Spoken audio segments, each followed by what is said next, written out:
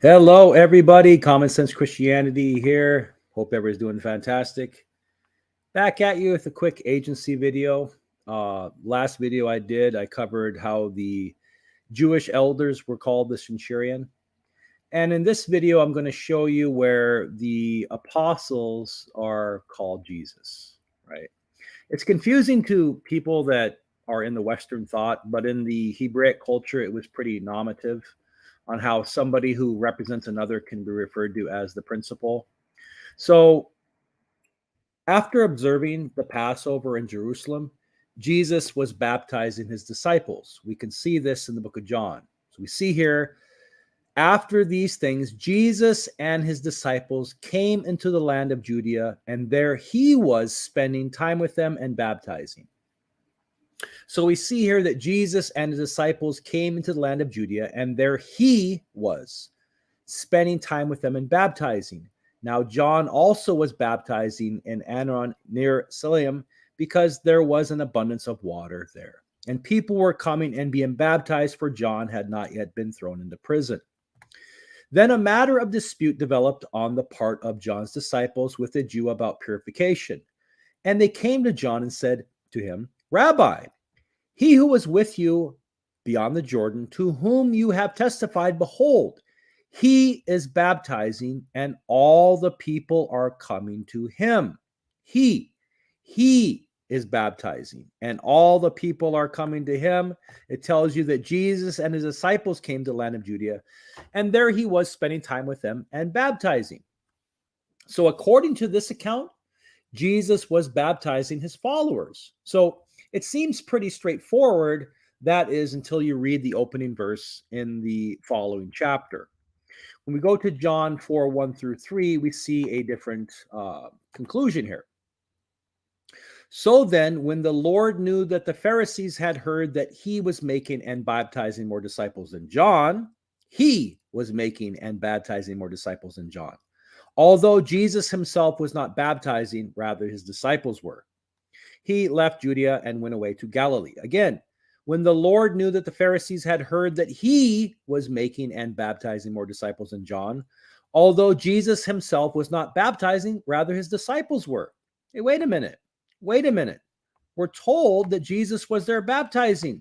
He was spending time with them and baptizing. All people are coming to him.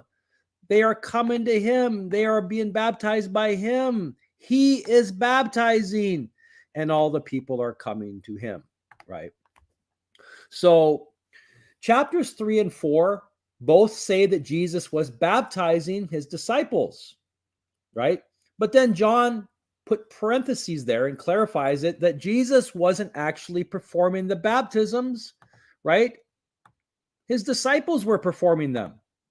The disciples were the ones performing the baptizing, right? So, how could John say that Jesus was baptizing people when he actually wasn't? Was John lying? No, again, he was simply applying the principle of agency. And like I've said before, in the Hebraic culture, the agency is that a person's agent is regarded as the person himself. Therefore, any act committed by a duly appointed agent is regarded as having been committed by the principal. That's why in the previous video I showed you where when the Jewish elders came to meet with Jesus, the author will put down the centurion came and Jesus spoke to the centurion, and the centurion spoke to Jesus. Because the disciples were Christ's duly appointed agents, it was perfectly acceptable to credit Jesus with the baptisms.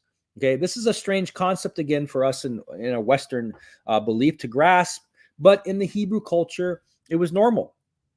And so you can see other elements of what you do to Jesus, you basically do to God, and what you do to the apostles, you do to Christ, right? Christ tells you here, he says that the one who listens to you listens to me, and the one who rejects you rejects me. But the one who rejects me rejects the one who sent me. So if you don't honor the Father as you honor the Son, you do not honor the Father who sent the Son. That's what the scripture says, right?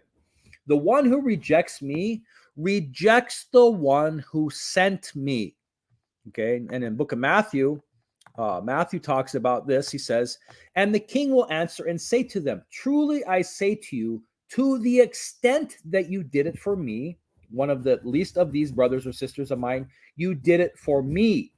So to the extent that you did it for one of the least of these brothers or sisters of mine, you did it for me.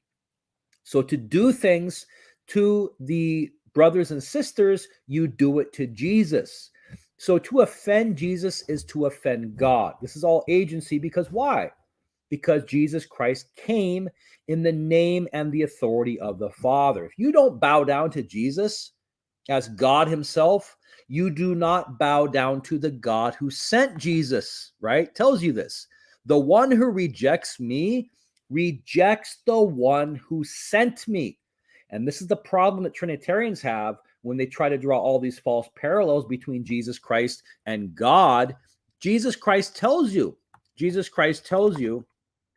that it's not him, right? It's not him when you believe in him. You believe in the one who sent him, right? Jesus cried out and said, the one who believes in me does not believe. Notice how they put the words only. This is not in the Greek. See the deception here in the NASB? Only in me, but also these are italics. This is how far they want to deceive you from what the gospel truly teaches. Okay, if you look at the RSV or other translations, and in the Greek, it does not have those words. Jesus cried out and said, he who believes in me believes not in me, but in him who sent me. And he who sees me sees him who sent me.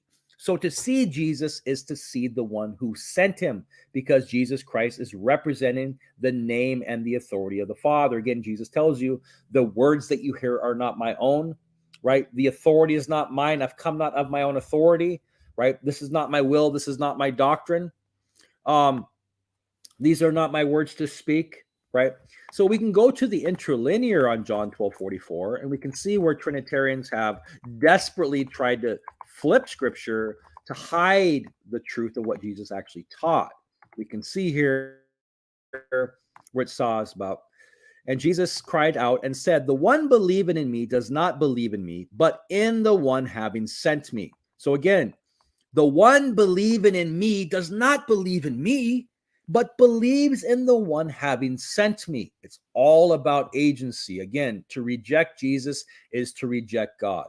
To reject the apostles is to reject Jesus, right? So very simple. Agency is something that Trinitarians don't grasp. And even if they did, they wouldn't admit it anyways, because most of the people here are not true seekers. They want to preach a theology that they believe, and they want to preach it to others, but they're not here to examine themselves, to examine the truth. We'll tell you that, show me where Jesus says he's God. They'll say, well, he's the Alpha and the Omega, and he says he's the one who searches the hearts and the minds. And they come with all these riddles and clues, but they can't ever show you where Jesus Christ himself says he's God, because he wasn't. He was God figuratively because he represented the Father. That's why he can use these titles and associations, because he's come in the name and the authority of the Father. And if you don't bow down to Jesus and honor the Father as you honor the Son, you do not honor the one who sent him, right? It says here, honor the Son as you honor the Father. Honor the Son as you honor the Father, because if you do not honor the Father or the Son, you do not honor the Father who sent him, right? Let's go through John 5. I think this is one of the pieces of scripture that Trinitarians try to use, but we can see why. Talks about, so that they will all honor the Son, just as they honor the Father. The one who does not honor the Son does not honor the Father who sent him. So it's nothing to do with honoring Jesus as God. If you do not honor the Son as you honor the Father, then you do not honor the Father who sent him. Okay, this is agency. Again, that's why Jesus tells you, the one who believes in me does not believe in me, but believes in the one who sent me. The ones who do the littlest, if they do them to them, they do that to me, right? And if they reject me, they reject the one who sent me. It's all about the one who sent Jesus, and that is God the Father. Hope that helps. Until next time, this is another teaching on agency, and we'll get through some more. There's lots of them in Scripture, and this is a couple of obvious ones. So until then, next time, God bless you.